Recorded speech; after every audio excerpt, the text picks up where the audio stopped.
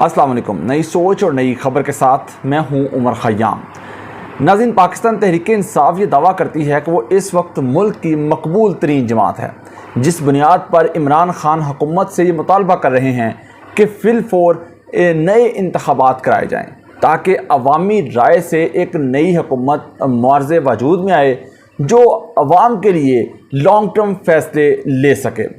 दूसरी जानब हुकूमत का ये मौक़िफ़ है कि वो पाकिस्तान तहरीक इंसाफ की जो बगार करदा मुआशी सूरत हाल है मुल्क की, उसको ठीक करने के बाद आइंदा साल अगस्त में इलेक्शन की तरफ जाएंगे। बिलफर्ज हम एक लम्हे के लिए सोच लेते हैं कि हुकूमत ने नए इंतखाबात का ऐलान कर दिया है, तो ऐसे में कौन सी जमातें पाकिस्तान तहरीक इंसाफ कितनी नशिस्तें लेगी, पाकिस्तान मुस्लिम लीग नून किस पोजीशन पर है, पीपल्स पार्टी की क्या सूरत हाल रहेगी, और जो दीगर जमातें हैं वो कितने परसेंट कितने फ़ीसद वोट लेने में कामयाब हो सकेंगी। इस हवाले से एक ताज़ा तरीन सर्वे हमारे सामने आया है जिसमें जिससे कि अदाद-ओ-शुमार हैं वो बड़े दिलचस्प और हैरान कुन भी हैं।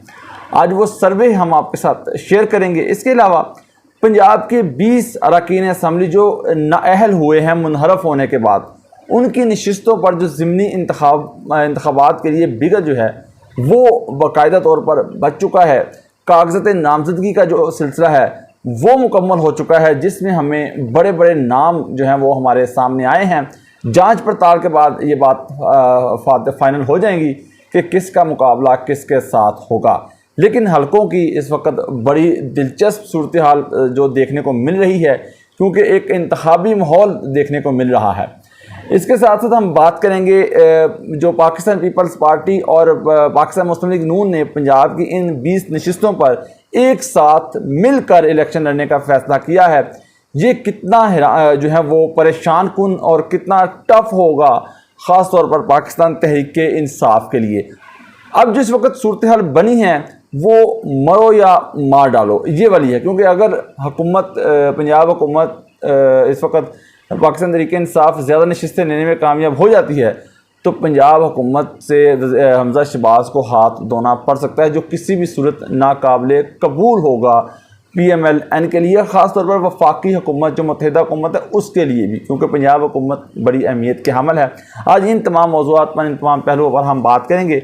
लेकिन उससे पहले जिन लोगों ने अभी तक मेरा ये YouTube चैनल नई सोच को सब्सक्राइब नहीं किया, उनसे रिक्वेस्ट है कि वो इसको ज़रूर सब्सक्राइब करें, ताकि हर आने वाली नई वीडियो, ख़ास तौर पर इन 20 हलकों के जो ज़िमनी इलेक्शन है, जिस तरह हमने माजी में तमाम ज़िमनी इलेक्शन कवर करते आए हैं, वो चाहे वो बल्दियाती इलेक्शन हो, चाहे वो आज़ाद कश्मीर का इलेक्शन हो या दीगर कोई भी इलेक्शन हो, उसकी सूरत हाल हमने आपके सामने रखी। हम कोशिश करेंगे इन तमाम 20 हलकों के जो जहाँ पर ज़िमनी इंतखाब होने जा रहा है 17 जुलाई को, उसकी पोजीशन भी, उसकी सूरत हाल भी, रोज़मर्रा की एक्टिविटीज़ जो है वो तमाम तर आपको इस प्लेटफार्म से नई सोच के बासानी मिल सके। जी तो नाज़रीन, जिस तरह हमने अपने इंट्रो में कहा कि एक सर्वे सामने आया है जो पार्टी पोजीशन को बड़ी हद तक वाज़िया कर रहा है कि अगर फिलफौर इलेक्शन हो जाता है तो कौन सी जमात कितने फ़ीसद वोट लेगी। हम वो सर्वे आपके साथ शेयर करते हैं कि अगर आज इंतखाबात का ऐलान कर दिया जाता है, यानी कि 1 माह 2 माह के बाद इंतखाब होते हैं, तो उसमें जो पाकिस्तान तहरीक इंसाफ है वो जिसका दावा कर रहे हैं इमरान खान कि वो नंबर 1 जमात है, वो मकबूल तरीन जमात हैं, तो वो इस सर्वे ने भी वाज़िया किया है कि वाकई इस वक्त पाकिस्तान में जो तहरीक इंसाफ है, यानी कि इमरान खान जो हैं वो सबसे मकबूल तरीन लीडर और पाकिस्तान तहरीक इंसाफ सबसे मकबूल तरीन जमात है, कि अगर आइंदा 1 या 2 माह में इंतखाबात हो जाते हैं कि उसके नताइज जो सामने आएंगे, उस नताइज के मुताबिक 29% जो वोटर्स हैं इस वक्त वो PTI की उनको हमायत हासिल है, यानी कि 29% सबसे ज़्यादा लीडिंग जो है वो सूरत हाल जो वोटर्स हैं वो पाकिस्तान तहरीक इंसाफ की इस वक्त हमायत कर रहे हैं। जबकि 25% दूसरे नंबर पर है पाकिस्तान मुस्लिम लीग नून, 25% उनको वोटर्स की हमायत हासिल है अगर इस वक्त इलेक्शन हो जाता है। तो अगर पाकिस्तान पीपल्स पार्टी की बात करें, जो इस वक्त की रोल है इस मुत्तहिदा हुकूमत को जोड़ने में, पाकिस्तान तहरीक इंसाफ को तहरीक अदम एतमाद कामयाब होने के बाद घर भेजने में सबसे अहम किरदार पाकिस्तान पीपल्स पार्टी का है, लेकिन जो अवामी सर्वे सामने आया है उसके मुताबिक सिर्फ 9% जो लोग हैं वो पाकिस्तान पीपल्स पार्टी की हमायत में जो है वोट करते हुए दिखाई दे रहे हैं। यानी कि अगर उनका इलेक्शन होता तो 9% जो है वो नशिस्तें वो पीपल्स पार्टी के हिस्से में आएंगी। 30 नंबर पर ये जमात, ये अवामी सर्वे पीपल्स पार्टी को शो कर रहा है।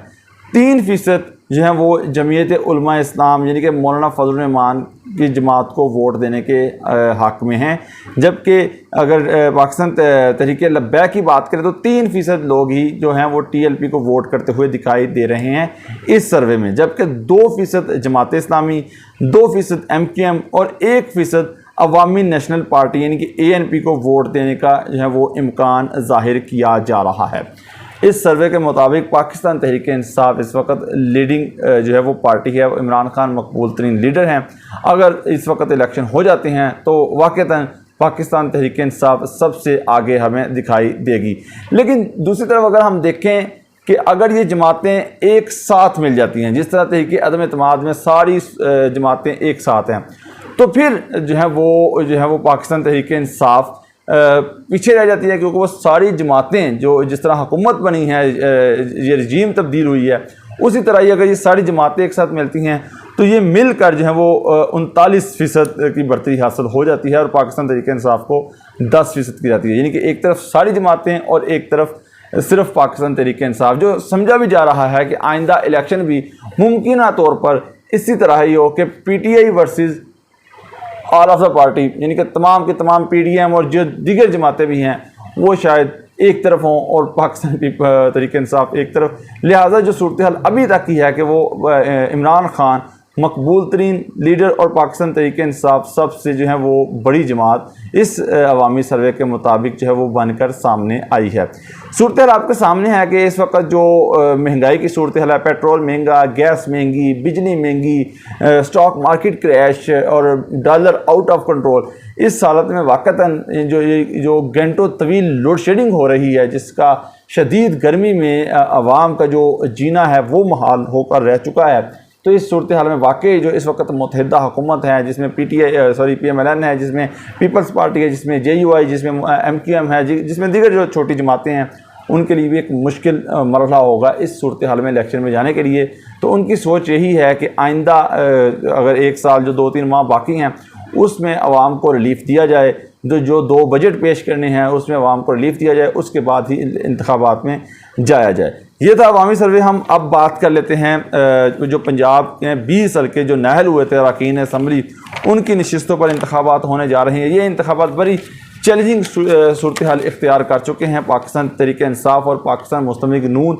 इन इंतखाबात के नताइज जो हैं वो बड़ी हद तक पेशन गोई कर सकते हैं आइंदा के इंतखाबात से मुतल्लिक भी, और ये इंतखाबात ही बताएंगे कि इन इंतखाबात ने कितनी हद तक, किस हद तक पाकिस्तान तहरीक इंसाफ ख़ासतौर पर चेयरमैन PTI इमरान खान के बयानिए को, जो बयानिया ये है कि अमेरिका ने यहाँ पर जो पाकिस्तान में रजीम तब्दील कराया है, उन्होंने इस हुकूमत को, पाकिस्तान तहरीक इंसाफ की हुकूमत को घर भेजा है, इस बयानिए को कितनी तक़वियत मिलेगी वो भी ये जो इंतखाबात है बड़ी हद तक वाज़िया कर देंगे। कागज़ात नामज़दगी का सिलसिला जो है वो मुकम्मल हो चुका है, जिसमें बड़े बड़े नाम हमारे सामने आए हैं। तो मैं सबसे पहले बता देता हूँ कि अगर हलकों की बात करूँ तो 20 हलकों में, यानी कि सबसे पहले PP 217 की बात करूँ तो मुल्तान की नशिस्त से 21 उम्मीदवार, यानी कि इस एक नशिस्त पर 21 उम्मीदवारों ने कागज़ात नामज़दगी जमा करवाए हैं, जबकि इसमें मुस्लिम लीग नून की तरफ से जो शेख सुलेमान नईम, जिन्होंने शाह महमूद कुरैशी को हराया था, वो इस वक्त मुस्लिम लीग नून उस वक्त ये आज़ाद हैसियत से लड़ेंगे। ज़ाहिर बात है ये मुनहरफ हुए, अब ये पाकिस्तान मुस्लिम लीग नून की टिकट पर ये इलेक्शन लड़ रहे हैं। इनके मुकाबले में जो मखदूम शाह महमूद कुरैशी के बेटे ज़ैन कुरैशी मद्दे मुकाबल आएंगे। PP 97 फैसलाबाद की बात करें तो यहाँ से 18 उम्मीदवार मैदान में आए हैं। PP 288 DG खान से 11, PP 272 मुजफ्फरगढ़ से 14 और PP 273 से 11 उम्मीदवारों ने कागज़ात नामज़दगी जमा करवाए हैं। इसी तरह PP 282 लिया की बात करें तो खातून समेत 17 उम्मीदवारों ने, PP 90 बखर से 15 उम्मीदवारों ने कागज़ात नामज़दगी जमा करवाए हैं। जंग के हल्का PP 125 और 127 के लिए 30 उम्मीदवारों ने कागज़ात नामज़दगी जमा करवाए हैं। PP 140 शेखुपुरा की बात करें तो वहाँ पर 40, जबकि PP 202 साहिवाल के लिए 16 उम्मीदवारों ने कागजात नामजदगी जमा करवाए हैं। PP 83 खुशाब और PP 237 मंचनाबाद के लिए भी जो उम्मीदवार हैं वो कागजात नामजदगी जमा करवा चुके हैं। इसी तरह लाहौर की जो 4 नशिस्तें हैं जहां से 4 रुकन असम्बली पाकिस्तान तहरीक इंसाफ से बागी हुए थे, वहां पर भी बड़े बड़े नाम हमारे सामने आए हैं। PP जो है वो 4 हल्कों में 93 उम्मीदवार मजमूई तौर पर उनके कागजात नामजदगी जमा करवाए गए हैं। PP 158 में 21 उम्मीदवारों ने कागजात नामजदगी जमा करवाए। PP 167 से 20 से ज़ायद उम्मीदवारों ने कागजात नामजदगी जमा करवाए। PP 168 से 23 उम्मीदवारों ने कागजात नामजदगी जमा करवाए। PP 170 से 29 उम्मीदवारों ने जो है वो कागजात नामजदगी जमा करवाए हैं। ये सारी वो सूरत हाल है उम्मीदवारों की जिन्होंने मुख्तलिफ हलकों से, इन 20 नशिस्तों से अपने अपने कागजात जमा करवाए हैं। अब जांच पड़ताल का जो कि अमल शुरू हो जाएगा, इसके बाद फाइनल लिस्ट हमारे सामने आएगी, जिसके बाद ये हम हतमी फैसला कर सकेंगे कि किसका मुकाबला किसके साथ होगा। अभी कुछ लोग कागजात नामजदगी क्योंकि वापस लेंगे, कुछ लोगों का जो मसले मसाइल होंगे, जांच पड़ताल के बाद हतमी जो फहरिस्त सामने आएगी उससे सिचुएशन वाज़ेह हो जाएगी कि ये किसका मुकाबला किस पार्टी के उम्मीदवार से होगा। तो फिर हम आपके सामने तमाम तर सिचुएशन भी रखेंगे उस हलकों की कि किसने लास्ट टाइम कितने वोट लिए थे, आइंदा कितनी पोजीशन है, वो किस पोजीशन पर आने की अहलियत रखता है। अच्छा जी, आगे चलते हैं जी। आगे जिस तरह हमने गुज़श्ता रोज़ देखा, बिलावल हाउस में वज़ीर पंजाब हमजा शहबाज शरीफ पहुँचे और उन्होंने साबिक़ सदर आसफ ज़ई ज़रदारी से बातचीत की और उन्होंने फ़ैसला किया कि ये जो ज़िमनी इंतखाब है मिलकर लड़ा जाए ताकि जो है वो पाकिस्तान तहरीक इंसाफ को टफ़ टाइम दिया जा सके। अब अगर ये दोनों जमातें मिलकर इलेक्शन लड़ती हैं, इसका किस हद तक जो है वो नताइज आएंगे, किस हद तक ये PTI के लिए टफ़ होगा, ये सिचुएशन भी हम आपके सामने रख लेते हैं। 20 हल्के, इनमें से बहुत से हल्के तो ऐसे हैं कि जहां पर 2018 में तो पीपल्स पार्टी का कोई उम्मीदवार जो है वो हल्के मौजूद ही नहीं था, और जिन हल्कों में पाकिस्तान तहरीक पीपल्स पार्टी के उम्मीदवार मौजूद थे उनमें वो किसी भी हल्के में हमें मुकाबला करता हुआ दिखाई नहीं दिया था। 2018 की बात कर रहा हूँ, यानी कि या तो किसी हल्के में उम्मीदवार था ही नहीं, या था तो वो चौथे, पाँचवें, तीसरे नंबर पर, तीसरे में कोई एक आध 20 में से होगा, बाकी चौथा या पाँचवां, छठा, सातवां इस तरह नंबर। मैं डिटेल आपके साथ शेयर कर देता हूँ। PP 7 की अगर बात करूँ तो यहाँ पर चौधरी मोहम्मद अयूब साहब चौथे नंबर पर थे, 9247 इन्होंने वोट लिए थे। PP 83 8 से नासिर अहमद खान 8वें नंबर पर थे, 1899 वोट लिए। PP 90 चौथा नंबर पीपल्स पार्टी का, यहाँ पर एजाज अली ने 7863 नंबर वोट लिए। PP 125 में कोई उम्मीदवार नहीं था पीपल्स पार्टी का। PP 127 में 9वां नंबर था पीपल्स पार्टी का, मोहम्मद मनशा 3360 वोट लिए थे। PP 140 में चौथा नंबर था, सैयद नदीम अब्बास 4444 वोट लिए। PP 158 में चौथा नंबर था, आरिफ जफ़र 1410 नंबर वोट लिए। PP 167 में 5वां नंबर था, मोहम्मद असलम ने 2788 वोट लिए। इसी तरह PP 168 की बात करूं तो यहाँ पर भी चौथा नंबर था, मोहम्मद मकबूल साहब, यहाँ पर उन्होंने 2424 वोट लिए। PP 170 में तीसरा नंबर था, मोहम्मद आसफ 3356 वोट लिए। PP 202 में मोहम्मद मनशा 5023 वोट लिए। PP 217 में 9063 वोट लेकर भी चौथा ही नंबर था। PP 224 में मोहम्मद इब्राहिम 4609 वोट लिए।